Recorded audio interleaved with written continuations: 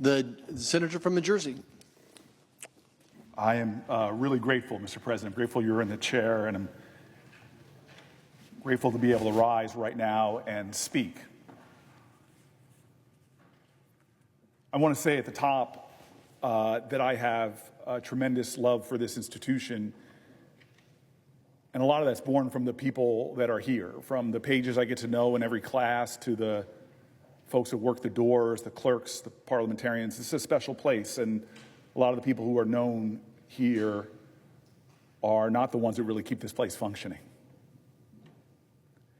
I come in here days and I have good moods or bad moods, but always find myself lifted when I walk onto this floor. It's a sacred civic space. It is extraordinary, and I'm always aware of the weight of history when I walk in here, no matter good day, bad day, whether I'm in a rush or not. When I touch the Senate floor, I feel something really magnificent.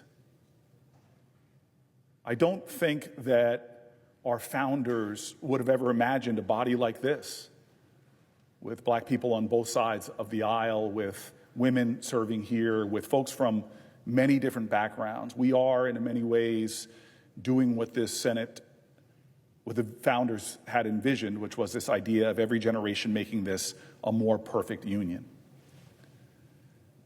But there have been times in this journey where our union was in crisis and was in peril.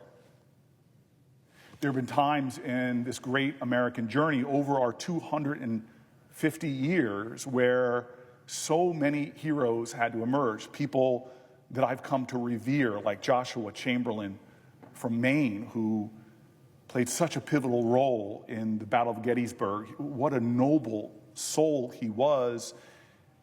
He would later go on to be the governor of his state and go on to great things, but his heroism lay that in a time of crisis, he stood up.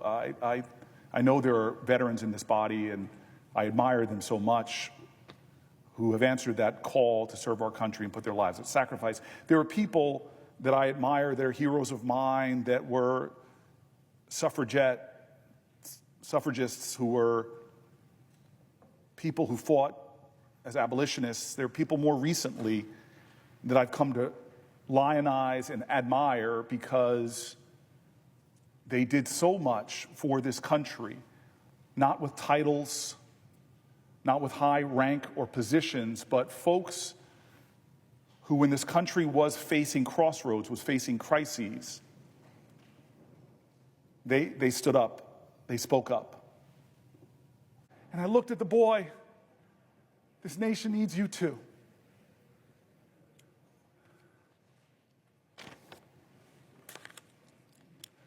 John? Would the senator yield for a question? Chuck Schumer, it's the only time in my life I can tell you no. I just want to tell you a question. Do you know you have just broken the record? Do you know how proud this caucus is of you? Do you know how proud America is of you?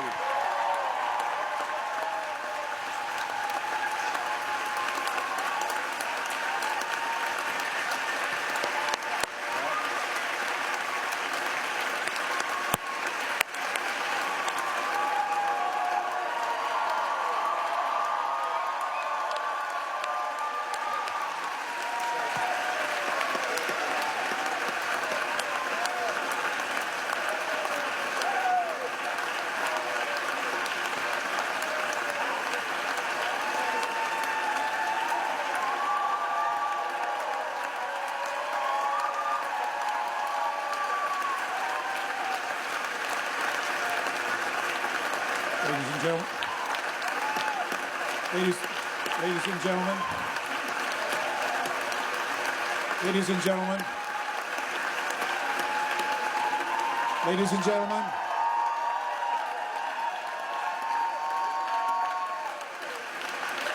order. The chair does not wish to take away from this moment, but I think the best way to honor this great accomplishment to our guests in the gallery, to make a rare exception and let you stand to show your appreciation, I will not constrain my fellow senators.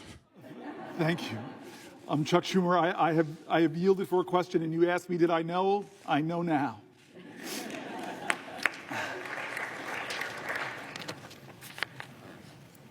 I want to not quite wrap this up yet. I don't want to wrap this up yet.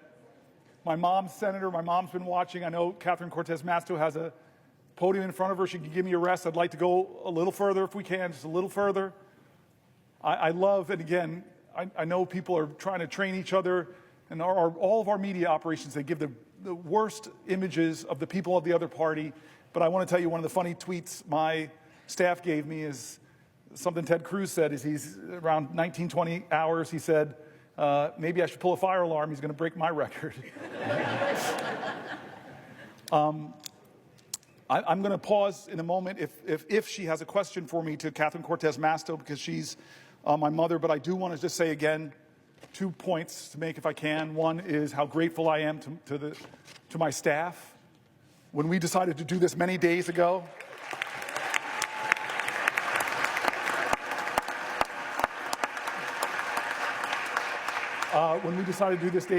they were like, we have to do this.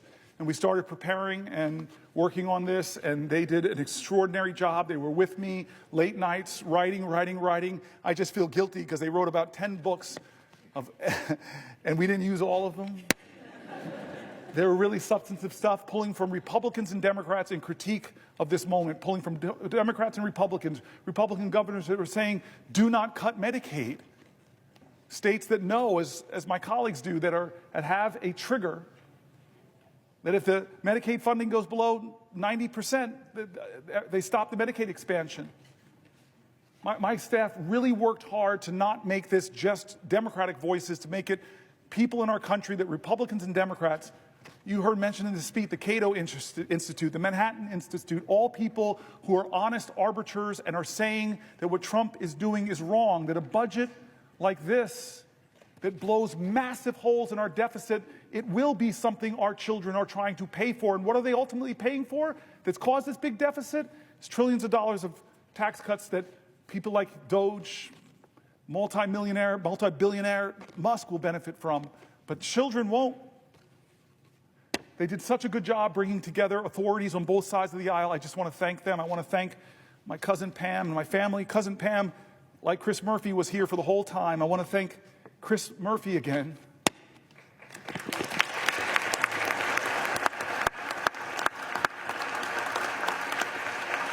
Who never stopped telling me we could do this, we can do this, we can do this, and said, I will stay with you.